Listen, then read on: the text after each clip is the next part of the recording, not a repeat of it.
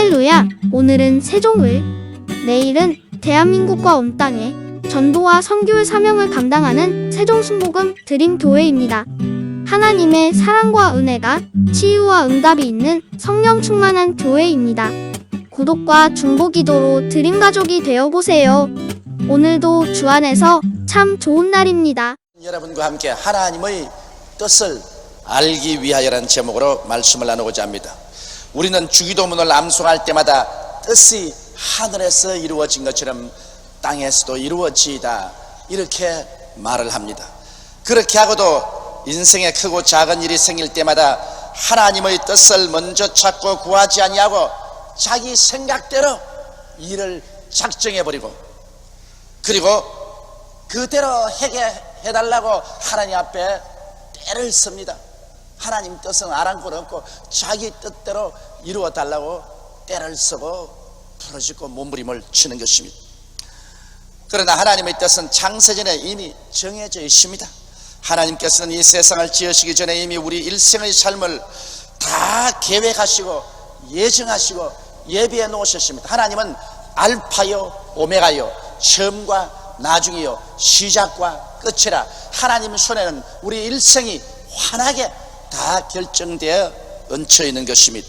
그 때문에 자기 계획과 생각이 아무리 확고하더라도 일단 하나님의 계시가 오면은 자기의 길을 버리고 하나님의 길을 따라 나서야만 하는 것입니다. 하나님께서는 자기를 사랑한 자를 위해서 눈으로 보지 못하고 귀로 듣지 못하고 마음으로도 생각지 못한 길을 예비해 놓았다고 하셨습니다.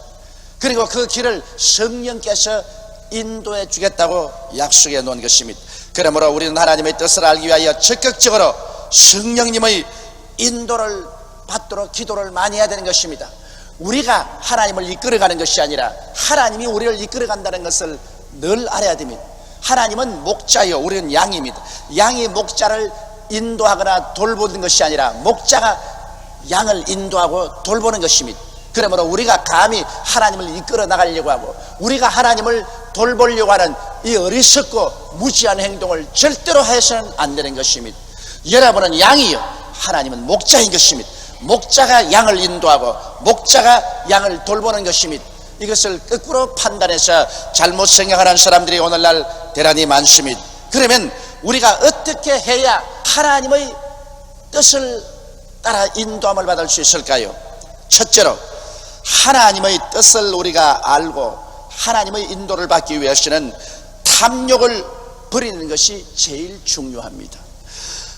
사람의 마음속에 탐욕이 들어오면 하나님의 뜻을 짓밟아 버립니다. 성경에 욕심이 잉태한 적 죄를 낳고 죄가 장성한 적 사망을 낳느니라고 말한 것입니다.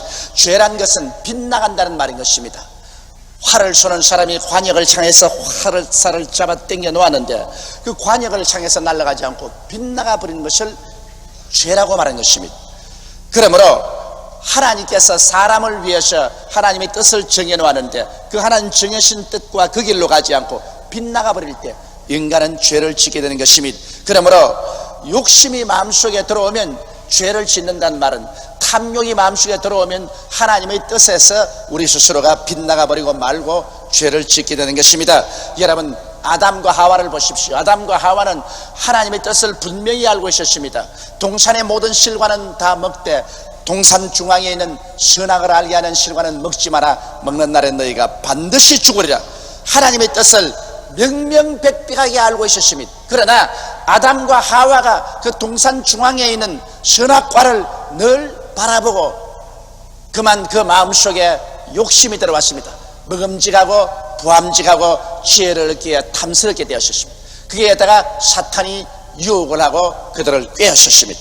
그러자 욕심이 잉태해지니까 그만 하나님의 뜻을 분명히 알고도 그 길로 가지 아니하고 빗나가서 자기의 욕심의 길을 걸어가서 하나님 앞에 범죄하고 버림을 당하고 에덴에서 쫓겨나고 그 후손들을 무서운 고난과 괴로움에 처하게 만들어버리고 말한 것입니다. 그러므로 아담의 욕심이 잉태한 적 분명한 하나님의 뜻을 알고도 그 뜻에서 빗나간 행동을 한 것입니다. 구약성경에 보면 이스라엘의 초대왕 사울왕은 참으로 인물도 잘나고 키도 크고 사람 좋은 사람이었습니다. 처음에 그가 왕으로 하나님께로부터 임명받았을 때 그는 겸손하고 자기를 낮추고 하나님 뜻대로 순종하는 좋은 왕이었습니다. 그런데 하나님께서 사울을 보내서 아말렉을 쳐서 멸하기를 원하셨습니다. 이스라엘 백성이 애굽에서 나올 때 아말렉이 이스라엘을 심히 구박하고 이스라엘이 가는 길을 막았기 때문에 하나님이 그것을 기억하시고 아말렉을 멸하되 그 왕으로부터 시작해서 남녀노유까지 할 것 없이 짐승 새끼까지 다 진멸하라고 명령하셨습니다. 그래서 사울 왕은 그 명령을 받고 군대를 동원해서 아말렉을 치러 가서 하나님이 같이 갔음에 대승전을 했었습니다. 그래서 아말렉을 쳐서 이끝에서 저것까지 멸했지만은 그만 거기에서 탐욕이 들어오고 마는 것입니다. 자기가 얼마나 위대한 왕이라는 것을 자랑해야 되겠고, 또 아말렉이 가지고 있는 짐승들 보니 소떼나 양떼 중에 살찌고 좋은 것이 너무 많습니다. 그래서 여기에 사울 왕은 아말렉을 진멸하는 하나님의 명령을 거역하고 아말렉의 왕 아각을 사로잡아서 산채로 끌고 오고 많은 소떼와 양떼를 죽이지 않고 그대로 끌고 왔습니다. 그러자 하나님께서 진노하셔서 하나님의 종 사무엘에게 말했습니다. 내가 사울 왕을 세워 임금으로 삼은 것을 후회한다. 그가 나의 명령을 거역하고 아말렉의 왕을 살려오고 그 많은 소와 양떼들을 살려서 끌고 왔다. 여기에서 하나님께서 진노하셨습니다. 사무엘이 밤새도록 기도하고 난 다음에 사울 왕을 만나러 왔습니다. 사울 왕이 승진하고 돌아오는 것을 길목에서 만나서 사울 왕이여 어찌하여 하나님의 뜻을 거역했습니까? 그럴 때 사울 왕이 아니요 나 거역한 것 없습니다. 나는 하나님의 뜻을 쫓아 아말렉을 진멸했습니다. 그러자 사무엘이 말했지 그러면 이 아각 왕은 무엇이며 저기에 소와 염소의 울음소리가 들리는데 저는 무슨 일입니까? 아 그건 주의 백성들이 하나님께 제사 드리게 하려고 양이나 소떼 중에 좋은 것을 죽이지 않고 가지고 왔습니다. 공공연하게 하나님의 뜻을 거역하고도 변명을 했습니다. 그러자 사무엘은 사무엘상 15장 22절로 23절에 이렇게 말했습니다. 사무엘이 가로되 야훼께서 번제와 다른 제사를 그 목소리 순종하는 것을 좋아하심같이 좋아하시겠나이까? 순종이 제사보다 낫고 듣는 것이 수양의 기름보다 나으니 이는 거역하는 것은 사수로의 죄와 같고 완교한 것은 사신 우상에 절하는 죄와 같음이라. 왕이 야훼의 말씀을 버렸으므로 야훼께서도 왕을 버려 왕이 되지 못하게 하였나이다. 이 보십시오. 그렇게 훌륭한 왕이요 기름 부으신 자요 하나님이 사랑하던 왕이 하나님의 뜻을 거역한 것은 그 마음속에 교만이 들어오고 탐심이 들어오니 그만 하나님의 뜻을 저버리고 자기 마음대로 하게 된 것입니다. 그 결과로 하나님께서는 진노하셔서 아무리 너가 수양이나 소를 가지고 와서 내게 제사를 드리고 하나님 모든 종교의식을 행한다고 하더라도 어떠한 종교의식도 하나님 말씀을 저버리는 것은 필요 없다는 것입니다. 하나님 말씀을 저버리는 것은 우상사신에 절하는 것과 같고 사수로의 죄와 같다. 하나님 말씀을 저버리는 것은 하나님을 저버리는 것이기 때문에 아무런 종교의식을 행해도 소용이 없다는 것입니다. 여러분 우리가 교회를 세우고 장엄한 예배의식을 집행합니다. 찬송을 부르고 말씀을 듣고 우리 스스로 기도하고 합니다. 그래도 그 아름다운 종교의식이 하나님의 말씀을 거역하고 인간의 탐욕에 있어서 행하게 되면 이것은 우상사신에 절한 것과 같고 사술에 묶여가는 것과 같다고 성경은 말하고 있는 것입니다. 이렇기 때문에 우리는 하나님의 말씀을 언제나 듣고 그 말씀 중심에 서서 하나님을 예배하고 살아야지, 말씀을 제껴놓고 인본주의적인 예배는 가인의 재난과 같아서 하나님께서 그것은 들어주지 아니하는 것입니다. 그러므로 하나님의 뜻을 우리가 알기 위해서는 탐욕을 버려야 됩니다. 탐욕이 생기면 하나님의 뜻이 안 보입니다. 또 보이더라도 그것을 부정해버리고 마는 것입니다. 예수님께서 겟세마네 동산에서 기도할 때 얼굴에 피땀을 흘리셨습니다. 그리고 주님께서 뭐라고 말하십니까? 아버지여 내 뜻대로 마옵시고 아버지 뜻대로 하옵소서. 이 기도가 얼마나 힘이 들었던지 예수님께서는 그 땀방울이 변하여 피가 되었습니다. 자기를 버리고 탐욕을 버리고 아버지의 뜻 중심으로 선다는 것은 살아간 인생들은 더욱 힘이 듭니다. 우리는 원래 탐욕을 가지고 태어났고 언제나 육신의 정욕, 안목의 정욕이 이 세상 자랑을 가지고 살아났기 때문에 자기 욕심을 중심으로 해서 인생은 살아갑니다. 그래서 탐욕을 저버린다는 것은 참으로 힘이 듭니다. 우리가 탐욕을 저버리고 서야 하나님 앞에 올바르게 하나님 뜻을 볼 수 있는 것입니다. 이러기 때문에 우리는 주의 뜻을 깨닫고 주의 뜻을 행하기 위해서는 항상 우리의 생활이 탐욕에서 노예남 받고 하나님 중심에 서고 하나님의 영광을 위해서 살겠다는 투철한 마음의 각오가 있어야 하나님의 뜻이 깨달아지고 또 하나님이 우리에게 계시도 해 주시는 것입니다. 둘째는 하나님의 뜻을 우리가 알고 따르기 위해서는 자기의 고정관념을 버려야 되는 것입니다. 인간은 하나님의 지시를 받기 전에는 모두 다 자기의 생각과 고정관념을 갖고 있는 것입니다. 그래서 자기는 이렇게 하겠다, 또 하나님이 오시면 아마 이렇게 해줄 것이다, 자기 생각을 딱 굳혀놓고 있는 것입니다. 그러나 일단 하나님의 지시가 임하시면 자기의 고정관념을 완전히 버려버려야 되는 것입니다. 자기란 아무것도 아닌 것입니다. 자기의 마음속에 정해놓은 생각을 다 버리고 하나님의 생각을 따라가야 됩니다. 사람들은 자기 생각을 가지고서 하나님이 말씀을 해도 자기 생각을 부여잡고 이것이 하나님의 뜻이다 하고 하나님의 뜻을 오히려 저버릴 때가 많습니다. 성경에 보면 시리아의 대장군 나만이 있습니다. 그는 문둥병에 걸렸습니다. 위대한 장군이었으나 문둥병에 걸려서 속으로 썩어져 가고 있습니다.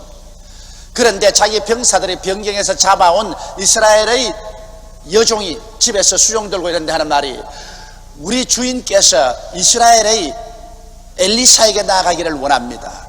엘리사가 주인 어른을 고쳐서 깨끗하게 해줄 수 있을 것입니다. 이 말을 듣고 이 나아만은 뛸 듯이 기뻐하여 아람 왕의 추천서를 받아서 이스라엘 왕에게 나갔습니다. 이스라엘 왕이 이 편지를 받고 난 다음 옷을 찢고 이 아람 왕이 나에게 전쟁 걸려고 하는데 내가 하나님이 아닌데 어떻게 사람을 죽이고 살리며 문둥병을 깨끗해 하고 고칠 수가 있느냐. 그럴 때 엘리사가 이 말을 듣고 사람을 보내서 그를 내게로 보내소서 그렇게 말했습니다.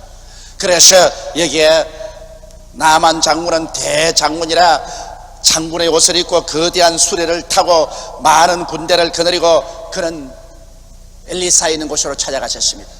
그의 마음속에 생각이를 엘리사가 나와서 장엄한 기도를 드리고 그리고 나무에 거룩한 물을 찍어서 자기에게 뿌리고 그리고 안수해서 장엄하게 고쳐줄 것이다. 적어도 내가 수리아의 대장 나만인데 나를 장중하게 모셔가지고 거룩한 종교의식으로 나를 고칠 것이다. 이런 고정관념이 딱 붙었습니다. 그래서 그렇게 할 것을 기대하고 엘리사의 집 문 앞에 서서 나만의 병사가 말했습니다. 이봐라, 거기 누가 있느냐? 엘리사의 종이 뛰어나왔었습니다. 그래, 엘리사 선생에게 나만 장군이 오셨다고 하라. 그러자 그 종이 말하기를, 우리 주인이 말씀하기를 나만 장군으로 하여금 저 요단강에 가서 7번 목욕하면 깨끗하게 될 것이라고 합디다. 가서 요단강에 가서 목욕이나 하세요. 아이, 나만 장군은 고정관념을 가지고 있습니다. 엘리사가 나와서 장엄한 옷을 입고 우설초를 뿌리고 그리고 물을 뿌리고 안수해서 고칠 것이라는 생각이 딱 되는데 그 종이 나와가지고서 저 요단강 흙탕물에 가서 7번 퐁당퐁당 목욕을 하면 나을 것이라. 그만 나만이 마음속에 진노했습니다. 이런 법이 어디냐. 그래, 강물에 가서 퐁당퐁당 목욕해서 나을 바에야 우리나라의 아마나 강이나 바르바르 강은 얼마나 물이 푸르고 깨끗하냐. 그곳에 가서 내 목욕하지 뭘 이스라엘까지 와서 저 흙탕물인 요르단강에 가서 내가 퐁당퐁당 목욕하겠느냐. 돌아가자 속았다. 이런 모욕이 세상에 어디 있느냐. 이 보십시오. 사람은 자기 고정관념을 가지면 하나님의 음성이 들려와도 그것을 받아들이려고 하지 않습니다. 우리는 이 세상에 살면서 자기 고정관념을 버려야 돼요. 자기 생각을 버려야 돼요. 하나님 명령이 오면 자기 생각이 아무리 좋다고 생각하더라도 그거 버리고 엎드려서 하나님 아버지 뜻대로 하시옵소서 그렇게 말할 수 있어야 되는 것입니다. 오늘날 대다수의 사람들이 큰 문제가 생긴 것은 오랫동안 예수를 믿으면 믿을수록 자기 고정관념이 강해집니다. 내가 여태까지 믿어올 때는 요렇게 하나님이 역사하시더라, 이것이 하나님의 뜻이다. 자기 고정관념을 가지고 있습니다. 그래서 하나님이여 내가 생각한 요대로 말씀하소서. 여러분, 하나님의 역사는 사람으로서 판단할 수가 없습니다. 바람이 임의로 불며 어디서 와서 어디로 가는지 알지 못하나니 다 성령으로 난 것은 이와 같다고 말하셨습니다. 성령으로 사는 사람은 하나님의 뜻이 바람 부는 것입니다. 한 분은 오른편에서 왼편으로 불다가 항상 바람은 오른편에서 왼편으로 불어야 된다, 이런 고정관념을 가지면 안 됩니다. 갑자기 왼편에서 오른편으로 불기 시작하는 것입니다. 앞에서 뒤로 불다가 뒤에서 앞을 봅니다. 그러므로 바람이 임의로 불며 어디서 와서 어디로 가는지 알지 못하나 성령으로 난 사람다, 이와 같다. 성령으로 난 사람은 하나님께서 어떻게 말씀하시더라도 자기 고정관념을 버리고 따라가야만 하는 것입니다. 그런데 나만은 고정관념이 딱 서가지고서 하나님의 역사는 이럴 수가 없다, 나는 모욕당했다, 돌아간다. 그럴 때 나만 장군의 병사들이 그를 붙잡고 말했습니다. 장군이여, 아버지여, 엘리사가 더 어려운 일 부탁해도 할 것인데 저 요단강에 가서 목욕하라는 거야, 간단하지 않습니까? 그걸 왜 안 하려고 합니까? 여기까지 왔는데 목욕 한번 하고 가는 게 좋지, 그렇게 고집 부리지 마십시오. 하나님의 종이 말한 대로 순종을 하십시오. 옆에 보좌관을 잘 가진 장군은 참으로 복된 것입니다. 오늘날 이 세상에 살면서 자기 주변에 자기에게 아부하는 사람만 갖다 놓은 사람은 파멸됩니다.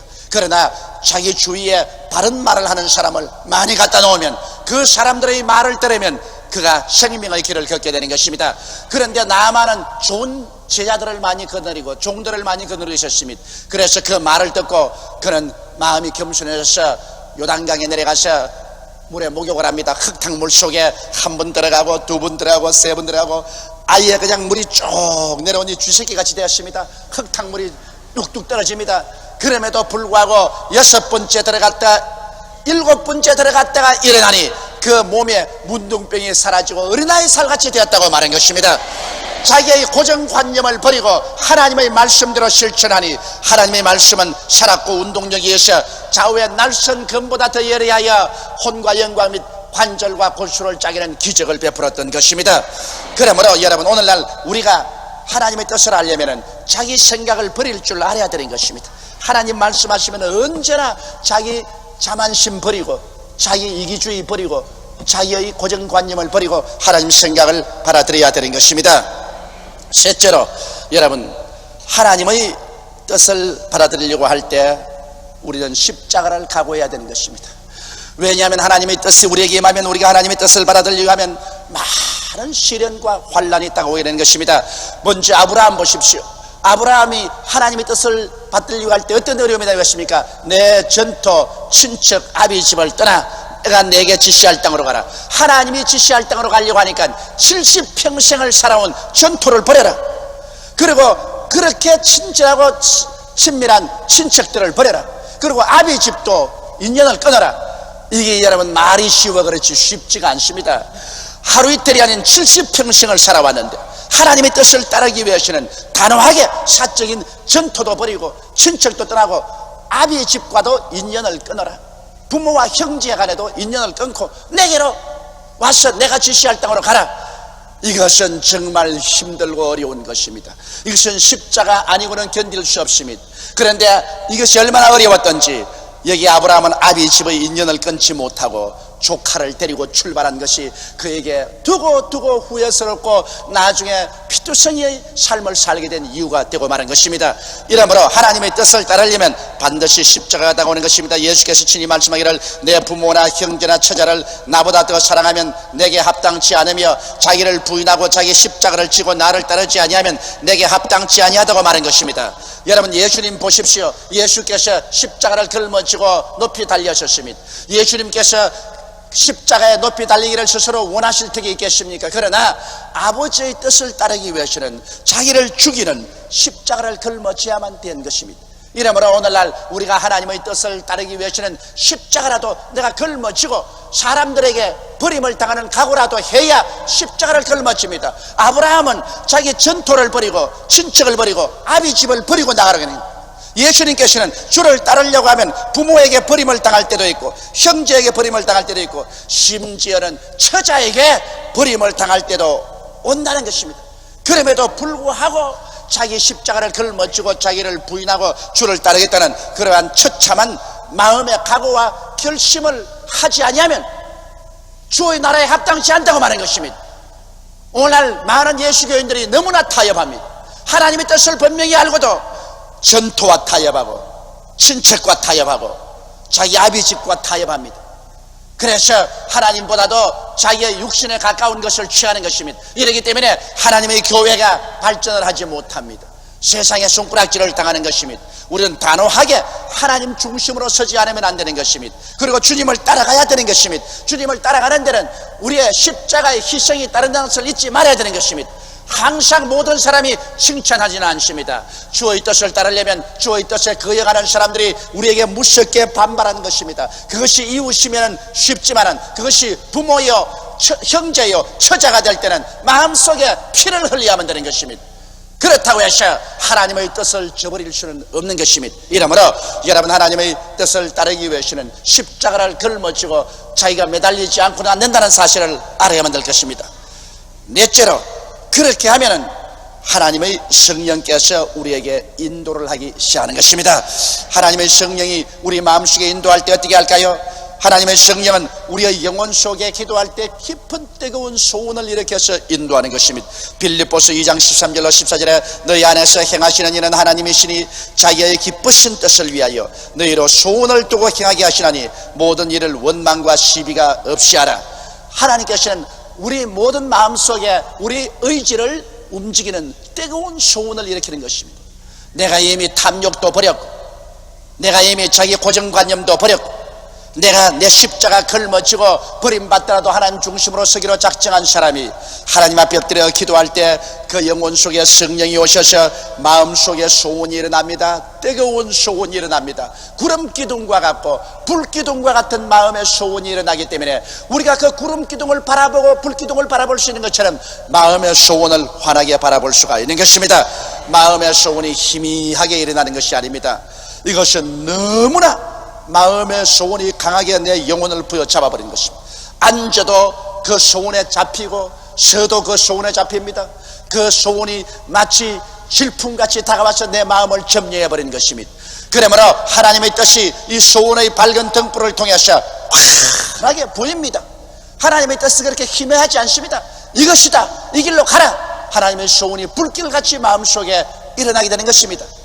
그 소원을 따라야 되는 것입니다. 그러므로 여러분, 크고 적은 일에 여러분이 기도할 때 마음의 구름 기둥과 불 기둥같이 일어나는 소원에 관심을 가져주시기 바랍니다. 하나님은 그 소원을 통해서 인도해 주는 것입니다. 그리고 또 하나님은 마음에 환히 깨닫게 해주시는 것입니다. 우리가 기도할 때 전에는 캄캄하더니 그만 갑자기 마음이 환하게 밝아지면서 깨달아지는 것입니다. 캄캄한 밤중에는 지척을 분간하지 못합니다. 그러나 아침에 해가 떠오르면 그 어두움이 다 사라지고 눈앞에 있는 것이 환하게 보입니다. 이처럼 우리가 기도하기 전에는 무지의 마음이 쌓여서 아무것도 보이지 않더니 기도하고 난 다음에 성령이 오시니 우리가 갈 길이 환하게 보입니다. 갑자기 환하게 보여요. 내가 왜 전에 이것을 몰랐던가? 전에는 마음에 어둡고 캄캄했더니 이제 기도하고 난 다음 보니 이렇게 환하고 모든 것이 밝게 보이거늘 이것을 왜 몰랐던가? 원수 마귀가 내 마음을 누르고 있을 때는 여러분, 세상이 꽉 들어차서 하나님의 길이 보이지 않습니다. 혼돈만 꽉 들어찹니다. 그러나 기도하고 난 다음 마귀가 떠나가 버리고 성령의 밝은 역사가 이루어지면 하나님의 길이 환하게 보이게 되는 것입니다. 마음의 깨달음을 통해서 하나님이 우리를 인도하시는 것입니다. 또 하나님께서는 환경을 통해서 우리를 인도하여 주시는 것입니다. 갑자기 캄캄하고 앞길이 막혔던 그 환경에 서광이 비치기 시작하는 것입니다. 갈 길이 보이기 시작하는 것입니다. 환경에 문이 열린다는 걸 잊지 마시기 바랍니다. 엘리야가 3년 6개월 동안 비가 오지 않아서 그런 가멜산에서 하나님께 엎드려 기도하는데 종을 7분이나 상목대기로 보내어서 주변을 살펴보라 했습니다. 7번째 종이 내려서 말이 저 먼 동해 바다에 손바닥만한 구름이 떴나이다. 3년 6개월 동안 구름 한 점 없는 가뭄이었는데 손바닥만한 구름이 떴다. 이것이 벌써 하나님 표시입니다. 그때 엘리야가 하는 말이 큰 비의 소리가 들린다. 여러분, 오늘날 우리가 기도할 때 우리의 환경에 칠흑같이 어두운 곳에서 갑자기 문이 열립니다. 그리고 환경에서 오라는 손길이 보입니다. 여러분, 그러므로 우리의 삶은 우리의 선택에 의하여 결정되는 것이 아닙니다. 만세 만대 전에 이미 하나님께서 우리를 위하여 모든 삶의 길을 예비해 놓으셨습니다. 예증해 놓으셨습니다. 하나님 앞에는 우리의 미래가 이미 지나간 과거처럼 알려져 있으며 없는 것이 있는 것처럼 환하게 보입니다. 그와 같은 하나님의 정하신 뜻과 길을 따라 사는 것이 우리의 참된 삶이 되는 것입니다. 하나님이 이미 만들어 놓은 그 길로, 그 고속도로로 달려가야지. 내가 삽 들고 괭이 들고 하나님 길을 피해서 내가 내 길을 닦아서 나가겠다고 하면 그때는 눈물과 피와 땀을 흘리고 온갖 고통과 괴로움을 당하고 또 목적지에 도달하지 못하고 넘어지는 길이 되고 마는 것입니다. 이러므로 사랑하는 성도 여러분, 우리는 주의 뜻을 알고 주의 뜻이 만들어 놓은 그 신장로, 그 고속도로를 따라 믿음과 순종으로 승리로 나아가는 여러분 되시기를 주의 이름으로 축원합니다.